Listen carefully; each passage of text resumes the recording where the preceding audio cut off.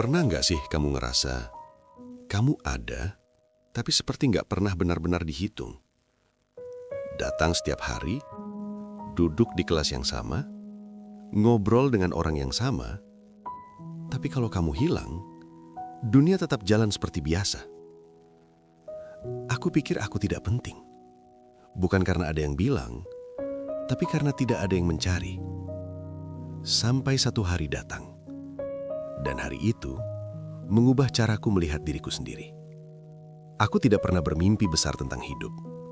Bukan karena aku tidak punya keinginan, tapi karena sejak lama aku belajar satu hal. Berharap terlalu tinggi hanya akan membuat jatuhnya lebih sakit. Aku tumbuh sebagai anak yang tidak pernah disebut pertama. Namaku jarang keluar dari mulut orang lain. Kalaupun disebut, sering diikuti jeda. Seperti mereka harus mengingat dulu siapa aku. Di sekolah, aku hadir setiap hari. Datang pagi, pulang sore. Seragamku bersih, rambutku rapi. Aku tidak melanggar aturan, tapi juga tidak pernah jadi contoh. Aku berada di posisi yang aman.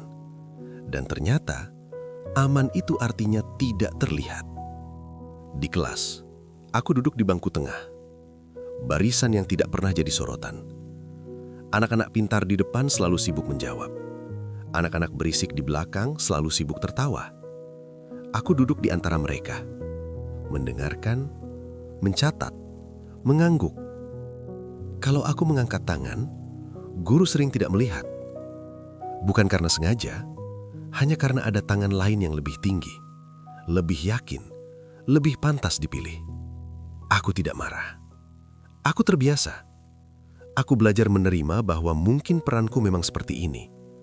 Mengisi ruang kosong, melengkapi angka, menjadi tambahan. Setiap kelas punya siswa unggulan. Setiap kelas punya pembuat onar. Dan setiap kelas juga punya orang sepertiku. Yang kalau absen, baru terasa saat guru menghitung jumlah murid. Aku pernah berdiri di depan cermin dan bertanya pelan. Kalau aku tidak ada, siapa yang benar-benar kehilangan? Pertanyaan itu tidak langsung dijawab. Ia mengendap. Hari demi hari, tumbuh bersama rasa sepi yang tidak terlihat. Aku punya teman, banyak, tapi tidak ada yang benar-benar tinggal. Kami ngobrol soal tugas, soal guru, soal hal-hal ringan, tapi tidak pernah soal aku. Dan anehnya, aku juga tidak pernah berani membawa diriku ke dalam percakapan. Aku takut mengganggu, takut dianggap berlebihan, takut suaraku tidak penting. Aku belajar mengecilkan diriku sendiri, bahkan sebelum orang lain melakukannya. Namanya Raka. Dia yang paling sering bersamaku. Kami duduk bersebelahan hampir setahun. Pulang lewat jalan yang sama, makan di kantin yang sama. Orang-orang mengira kami sahabat. Aku juga mengira begitu. Tapi aku selalu yang memulai. Aku yang menyapa, aku yang mengirim pesan. Aku yang bertanya lebih dulu. Kalau aku tidak menghubungi, hubungan itu seperti mati lampu. Aku sering membela Raka dalam pikiranku. Mungkin dia memang begitu. Mungkin aku terlalu sensitif. Mungkin persahabatan tidak harus selalu seimbang. Sampai suatu hari aku capek. Aku ingin tahu satu hal. Apakah aku dicari atau hanya kebiasaan? Aku berhenti mengirim pesan. Sehari, 2 hari, seminggu. Raka tidak datang. Tidak ada, kenapa kamu diam? Tidak ada, kamu kenapa? Yang ada hanya kehinangan yang menjawab semua pertanyaanku. Hari itu, aku duduk di kelas, Raka tertawa dengan teman lain. Suara tawanya sama, wajahnya sama. Yang berubah hanya posisiku. Aku tidak lagi di sana. Dan ternyata, hidupnya tetap berjalan. Malam itu aku pulang dengan langkah berat. Masuk kamar, menutup pintu. Aku duduk di lantai, bersandar keranjang, menatap layar handphone. Tidak ada notifikasi. Tidak ada nama yang muncul. Aku membuka galeri. Foto-foto lama. Foto kelompok. Foto kelas. Foto acara sekolah. Aku selalu ada di sana. Tersenyum, tapi selalu di pinggir. Seperti aku ingin masuk ke hidup orang-orang, tapi hanya diizinkan berdiri di batas. Aku bertanya dalam hati, apa aku memang tidak menarik? Apa aku terlalu membosankan? Atau memang tidak semua orang ditakdirkan untuk berarti? Aku tidak menemukan jawabannya. Yang aku temukan hanya kelelahan. Sejak hari itu, aku mulai berhenti berharap. Aku datang ke sekolah seperti biasa, belajar seperti biasa, pulang seperti biasa. Tapi ada bagian dalam diriku yang perlahan mati. Bukan semangat, bukan mimpi, tapi keyakinan bahwa keberadaanku punya arti. Di sekolah, ada pengumuman pemilihan panitia acara perpisahan. Anak-anak ramai, nama-nama disebut cepat. Yang aktif, yang populer, yang dikenal guru. Aku berdiri di belakang kerumunan, melihat papan penuh tulisan. Namaku tidak ada. Aku tidak kaget. Aku tidak kecewa. Yang aku rasakan hanya satu hal. Lega. Karena aku tidak lagi berharap. Aku pulang hari itu dengan perasaan kosong. Kosong yang tenang. Kosong yang pasrah. Aku berpikir, mungkin hidupku memang untuk menjadi latar belakang. Dan tidak apa-apa. Sampai hari itu datang. Hari yang terlihat biasa. Tidak ada tanda. Tidak ada peringatan. Hari itu pelajaran olahraga. Lapangan panas, anak-anak berisik. Aku berdiri di barisan tengah, menunggu instruksi. Kami disuruh lari keliling lapangan. 1 putaran, lalu 2. Putaran pertama aku baik-baik saja. Putaran kedua, kakiku mulai berat. Di depanku, Dimas berlari paling depan. Anak atlet, anak kebanggaan sekolah. Tiba-tiba dia jatuh. Awalnya semua tertawa, mengira bercanda. Aku berhenti. Entah kenapa, kakiku berhenti sendiri. Aku melihat wajah Dimas. Pucat, keringat dingin, napasnya tersengal-sengal. Ada sesuatu yang salah. Aku berteriak memanggil guru. Suaraku pecah, tenggorokanku panas. Orang-orang mulai berhenti. Guru datang berlari. Aku berlutut di samping Dimas. Tanganku gemetar. Aku tidak tahu harus melakukan apa. Tapi aku tahu satu hal. Aku tidak boleh pergi. Aku bicara padanya. Pelan. Berantakan. Aku bilang dia tidak sendirian. Aku bilang bantuan sedang datang. Aku tidak tahu apakah dia mendengar. Tapi aku tetap bicara. Ambulans datang. Suasana berubah panik. Saat Dimas diangkat, dia menggenggam tanganku. Genggamannya lembah, tapi nyata. Tatapannya bertemu mataku. Dan untuk pertama kalinya dalam hidupku, aku merasa dibutuhkan. Hari itu sekolah mendadak sunyi. Berita menyebar cepat. Dimas dirawat karena kelelahan parah. Dehidrasi. Besoknya wali kelasku memanggilku. Aku masuk dengan cemas. Aku pikir aku akan disalahkan. Tapi beliau tersenyum. Kamu yang pertama berhenti. Aku terdiam. Kamu tidak pergi. Kalimat itu sederhana, tapi menghantam keras. Beberapa hari kemudian, Dimas kembali ke sekolah. Dia mencariku. Bukan kebetulan, bukan lewat orang lain. Dia benar-benar mencariku. Saat dia menemukanku, dia tersenyum kecil. Makasih. Hanya satu kata. Tapi dadaku penuh. Sejak hari itu, sesuatu mulai berubah. Tidak drastis, tidak tiba-tiba, tapi perlahan. Orang-orang mulai menyapaku. Guru mulai menyebut namaku dengan benar. Dan aku mulai bertanya pada diriku sendiri. Mungkin selama ini aku salah. Mungkin aku bukan tidak penting. Mungkin aku hanya terlalu lama meyakini kebohongan itu. Perubahan itu tidak datang seperti tepuk tangan. Tidak ada sorakan. Tidak ada pengakuan besar. Perubahan itu datang pelan. Hampir tidak terasa. Seperti cahaya pagi yang masuk lewat celah jendela. Awalnya aku tidak yakin itu nyata. Aku pikir mungkin aku hanya terlalu berharap lagi. Tapi hari demi hari, hal-hal kecil mulai bergeser. Ada yang menyebut namaku duluan. Ada yang menungguku sebelum masuk kelas. Ada yang bertanya pendapatku tanpa aku minta. Hal-hal sepele, tapi bagiku, itu besar. Untuk pertama kalinya, aku merasa keberadaanku meninggalkan bekas. Dimas mulai sering menyapaku. Tidak berlebihan, tidak dibuat-buat. Kadang hanya anggukan kecil di koridor. Kadang senyum singkat di lapangan. Tapi aku tahu, itu tulus. Suatu hari dia duduk di sebelahku saat istirahat.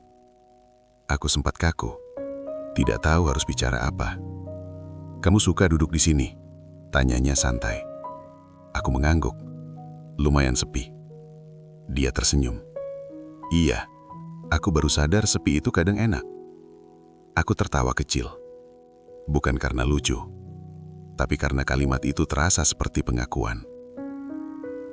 Kami tidak langsung dekat. Kami tidak tiba-tiba jadi sahabat. Tapi ada jarak yang perlahan menutup. Dan aku belajar satu hal penting.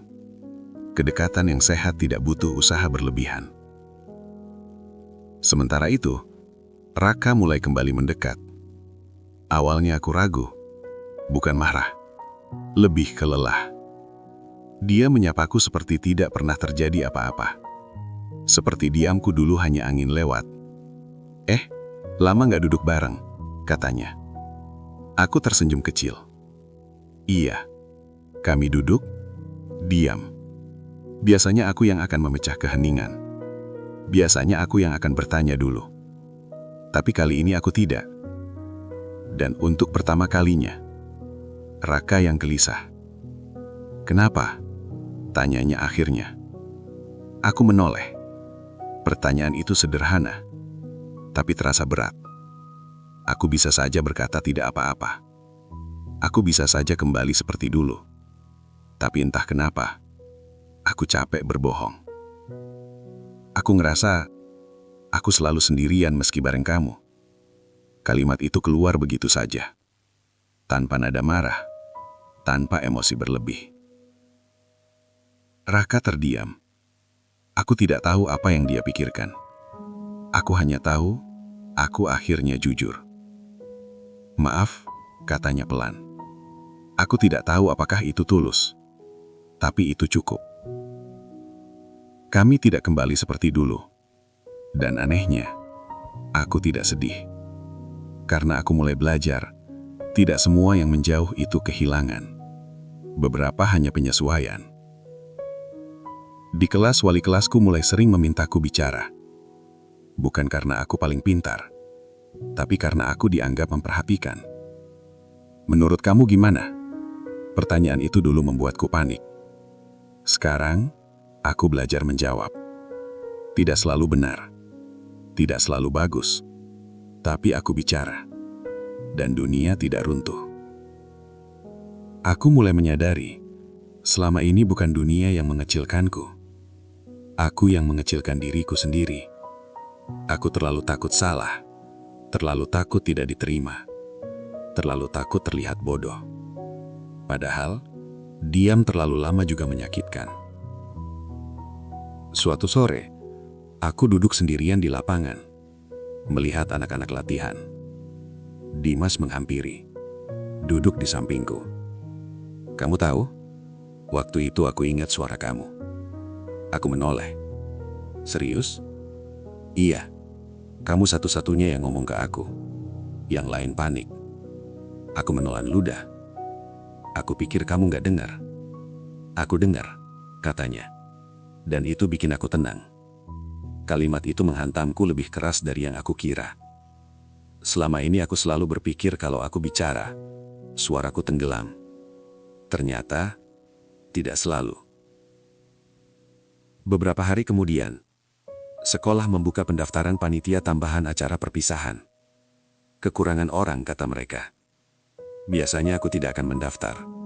Aku tahu posisiku. Tapi kali ini, tanganku terangkat sendiri. Namaku masuk. Bukan sebagai ketua, bukan posisi penting, tapi aku ada. Dan anehnya, aku tidak merasa kecil. Aku mulai sibuk. Rapat, koordinasi, diskusi. Aku lelah, tapi hidup. Ada hari-hari di mana aku masih merasa tidak pantas. Masih merasa seperti penumpang gelap di hidup orang lain. Tapi sekarang, aku tahu, perasaan itu tidak selalu fakta. Suatu malam, aku menulis di buku kecilku. Aku tidak harus berarti bagi semua orang. Aku hanya perlu berarti bagi diriku sendiri. Kalimat itu sederhana, tapi butuh waktu lama untuk mempercayainya. Konflik terbesarku bukan dengan orang lain, tapi dengan suara di kepalaku sendiri. Suara yang bilang aku tidak cukup, tidak pintar, tidak menarik. Dan setiap hari, aku belajar melawannya. Kadang aku kalah, kadang aku menang. Tapi aku tidak berhenti. Karena sekarang aku tahu, aku ada bukan tanpa alasan. Aku bukan kebetulan. Aku adalah seseorang yang pernah memilih untuk tidak pergi saat orang lain berlari. Dan pilihan itu mengubah caraku melihat diriku sendiri. Aku kira perubahan itu akan terus naik. Aku kira setelah seseorang melihatku, aku tidak akan kembali merasa kecil. Ternyata aku salah. Perasaan tidak penting itu tidak hilang begitu saja. Ia hanya bersembunyi, menunggu saat yang tepat untuk muncul lagi. Dan saat itu datang ketika aku mulai terlalu sadar bahwa aku sedang diperhatikan. Perhatian itu ternyata tidak selalu nyaman. Di panitia acara perpisahan, aku mulai punya peran. Aku ikut rapat, ikut diskusi. Namaku tercatat. Awalnya aku senang. Lalu perlahan, aku mulai merasa asing. Aku bukan anak yang biasa bersuara. Aku bukan yang paling ideatif. Aku juga bukan yang paling berani mengambil keputusan. Di ruangan itu, aku kembali jadi yang paling pendiam.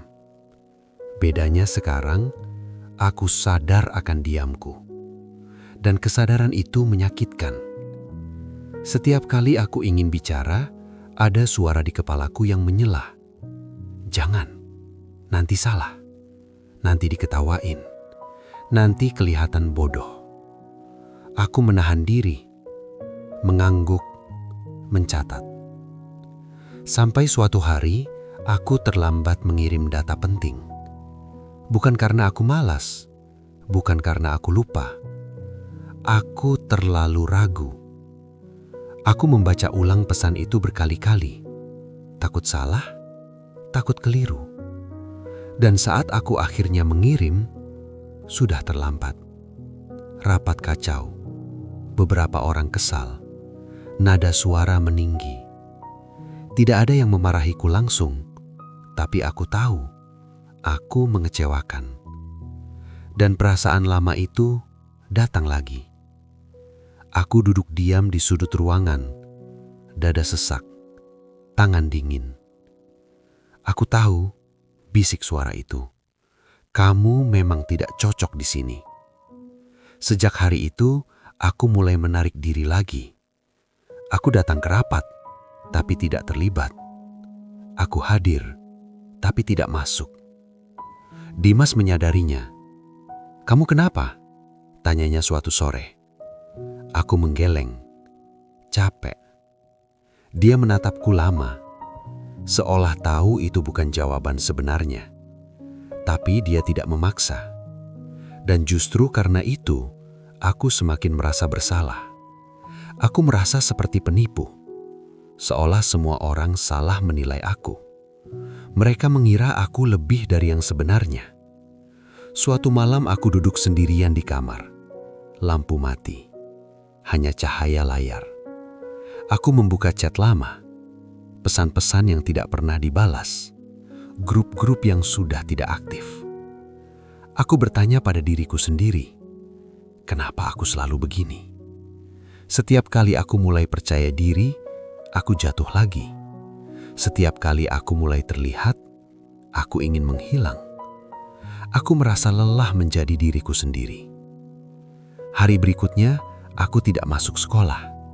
Bukan sakit, bukan izin. Aku hanya tidak sanggup. Aku berbaring seharian, menatap langit-langit, mendengar suara dunia berjalan tanpa aku. Dan anehnya, dunia tetap baik-baik saja. Tidak ada pesan panik, tidak ada yang datang ke rumah. Hanya satu pesan masuk sore hari, dari Dimas. Kamu gak datang, aku harap kamu baik-baik aja. Satu kalimat, tidak panjang, tidak dramatis, tapi cukup. Besoknya, aku kembali ke sekolah dengan langkah berat. Di koridor, aku mendengar bisikan. Bukan tentang aku secara langsung, tapi cukup dekat. Katanya dia yang bikin data telat. Kirain dia bisa diandalkan. Kalimat itu tidak keras, tapi tajam. Aku berjalan melewati mereka tanpa menoleh. Di kelas aku duduk seperti dulu, bangku tengah, menunduk.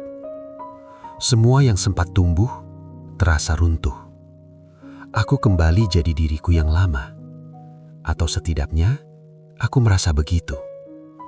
Wali kelasku memanggilku siang itu. Kamu kelihatan beda akhir-akhir ini, katanya. Aku tersenyum kecil. Aku baik-baik aja, Bu. Beliau tidak langsung percaya, tapi tidak memaksa. Kamu tahu, katanya pelan, percaya diri itu bukan soal tidak pernah salah, tapi soal berani tetap berdiri setelah salah. Aku mengangguk, tapi hatiku tidak mendengar. Sepulang sekolah aku duduk di halte, menunggu angkot. Langit sore mendung, udara berat. Aku merasa seperti kembali ke titik nol. Seperti semua yang terjadi hanya kebetulan sesanat. Mungkin hari itu aku memang dibutuhkan, tapi setelahnya, aku bukan siapa-siapa lagi. Aku menunduk, menggenggam tas. Saat itulah seseorang duduk di sampingku. Dimas. Kamu kabur, katanya tanpa senyum. Aku terdiam. Dia melanjutkan. Kamu tahu nggak, waktu kamu nggak ada, panitia kacau bukan karena datanya, tapi karena kamu nggak di sana. Aku menoleh. Bukan karena kamu paling hebat, katanya, cepat. Tapi karena kamu selalu dengerin, dan orang kayak gitu jarang. Dadaku bergetar. Aku ingin membantah, ingin bilang aku tidak sepenting itu. Tapi untuk pertama kalinya, aku menahan diri. Mungkin aku tidak perlu melawan setiap hal baik tentang diriku. Mungkin aku tidak harus selalu menolak ketika seseorang melihat nilainya. Aku pulang sore itu dengan langkah pelan, tapi tidak seberat kemarin. Aku duduk di kamar, menulis lagi. Aku tidak harus sempurna untuk pantas ada. Aku mengulang kalimat itu berkali-kali, sampai pelan-pelan aku mulai percaya. Aku tidak langsung berubah setelah percakapan itu. Aku tidak tiba-tiba jadi percaya diri. Aku tidak mendadak merasa besar. Yang berubah hanya satu hal kecil. Aku berhenti bersembunyi dari diriku sendiri. Besoknya, aku datang ke sekolah lebih pagi. Bukan untuk membuktikan apapun. Bukan untuk terlihat rajin. Aku hanya ingin hadir. Di kelas, aku duduk seperti biasa. Bangku tengah, posisi yang dulu terasa kosong. Tapi kali ini, aku tidak merasa hilang. Saat rapat panitia, aku tetap gugup.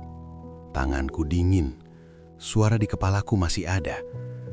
Tapi ketika aku ingin bicara, aku bicara. Tidak panjang, tidak sempurna, dan tidak ada yang menertawakan. Beberapa mengangguk, beberapa menimpali, diskusi berjalan. Dan untuk pertama kalinya, aku tidak menyesal sudah bersuara. Aku belajar satu hal penting hari itu. Takut itu tidak pernah benar-benar hilang. Ia hanya berhenti mengendalikan saat kita berhenti menuruti. Acara perpisahan semakin dekat. Sekolah sibuk, orang-orang lelah. Ada hari-hari kacau, ada kesalahan, ada ego. Dan aku melihat sesuatu yang dulu tidak pernah aku sadari. Semua orang, bahkan yang terlihat paling yakin, juga sedang berjuang. Anak yang terlihat percaya diri ternyata takut mengecewakan.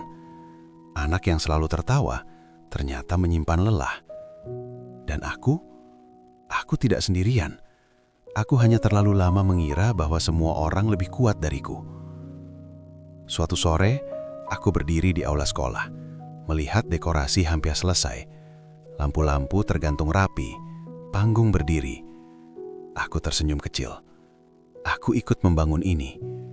Bukan sendirian, bukan sebagai tokoh utama, tapi sebagai bagian. Dan ternyata itu cukup.